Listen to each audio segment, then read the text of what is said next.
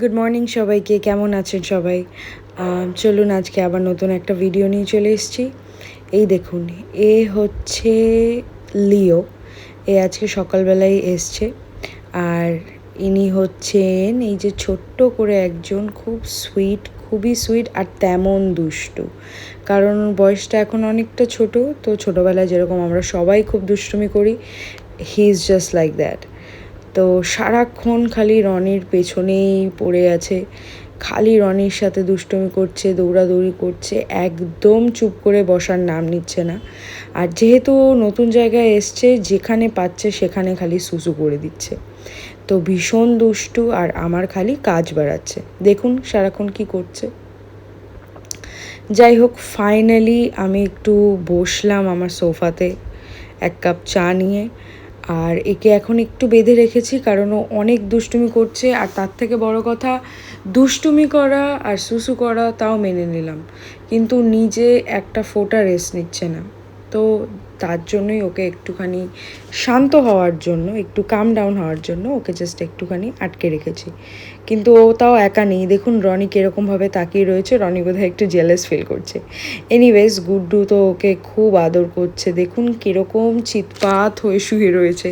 আদর খেতে পারে, ভীষণ আদর খেতে পারে ও। ও চুপ করে বসে থাকবে, আর আপনি খালি ওকে হাত বোলাবেন ওর মাথায়, ওর পেটে, ও চুপ করে বসে থাকবে। যাই হোক, এই করতে করতে অনেকটা বেলা হয়ে গেল। আমাদের সবার লাঞ্চ কমপ্লিট, তাই এখন যেহেতু 4টে মতো বাজে, এখন লিওর ডিম খাওয়ার সময়। তাই আমি এখন ডিমটা ছুলে দিচ্ছি। ঠিক ডিমের আওয়াজে চলে এলো দেখতে, এত চালাক। রনিটা কোথায়? ওই দেখো, ও শুনতে পেয়ে চলে এসছে, ও ওয়েট করছে। যাই হোক, এবার আমার লাঞ্চটা নিয়ে বসে পড়লাম। আমি সবার লাস্টেই খাই। গুড্ডু গেছে একটু বাড়িতে দেখা করতে। আমরা এখন অনেকটাই ব্যস্ততার মধ্যে দিয়ে যাচ্ছি, তার জন্য ইউটিউব ভিডিওটাও বেশ অনেক দিন পর আবার আপলোড করতে পারলাম। সবাই বিকেলে এখন বেরিয়ে গেছে যে যার বাড়িতে, তাই আমরা ভাবলাম আমরাও একটু ঘুরে আসি চট করে।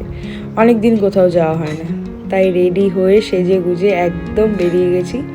যাব একটু নিউ টাউনের দিকে, একটু চা খেতে, একটু আড্ডা মারতে, জাস্ট আমি আর গুড্ডু।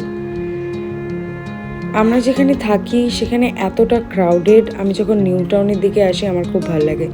অ্যাকচুয়ালি আমি এখানে থাকতামও কয়েক বছর, আমি নিউ টাউনে থেকেছি আমার অফিসের কাজের জন্য, তখন ওয়ার্ক ফ্রম অফিস চলছিল। তো যাই হোক, পৌঁছে গেছি নিউ টাউন, চায়ের দোকানে চা খেতে। এই দোকানটাতে আমি যখন নিউ টাউনের অফিসে ছিলাম, আমি খুব আসতাম মানে মাঝে মধ্যে আসতাম চা খেতে। আর এই চায়ের দোকানের চাটা খুব ভালো পাওয়া, একেবারে ভুলেই গেছিলাম। দেন সাডেনলি মনে পড়লো, তো চলে এলাম গুড্ডুকে নিয়ে। ও চুল ঠিক করতেই ব্যস্ত।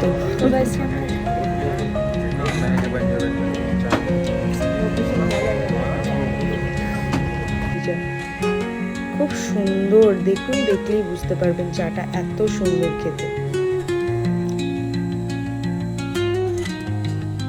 তবে আমরা কিছুক্ষণ আগে ঘরে ঢুকলাম, কিন্তু এখন আবার রুট করে আমাদের অ্যাকচুয়ালি ওয়াফেল খেতে ইচ্ছা করে গেল, তাই আমরা এখন ওয়াফেল আনতে যাচ্ছি।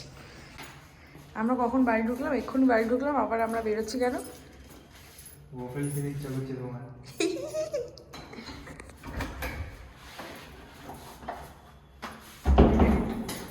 আমার নাকি ওয়াফেল খেতে ইচ্ছা করছে, আমার একার।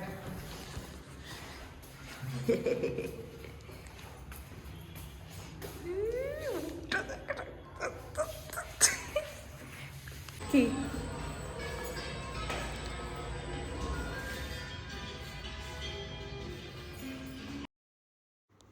এই যে সেই ওয়াফেল কার্ট, এত সুন্দর ওয়াফেল বানায়।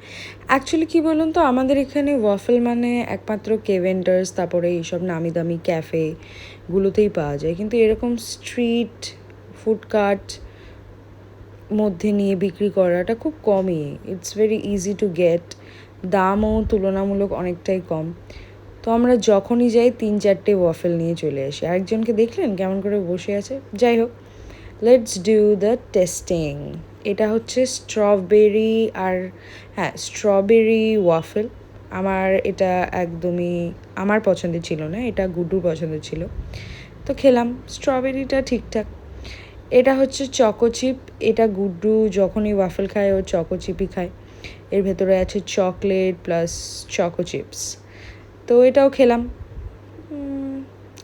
এটা মোটামুটি আপনার, আমি কি বলবো, লেটস ডু 8/10। মানে যারা খুব মিষ্টি খেতে পারে, যারা খুব চকলেট ভালোবাসে, তাদের খুব ভালো লাগবে। আমার প্লেন ওয়াফেলই বেশি ভালো লাগে খেতে। যাই হোক, তো এটা সলিড 8/10। এতটা বেশি করে ওরা স্প্রেড দেয়, আর সব ভালো ব্র্যান্ডের স্প্রেড ইউজ করে। আচ্ছা, নেক্সট এটা হচ্ছে আমার ফেভারিট নিউটেলা আর স্প্রিঙ্কলস।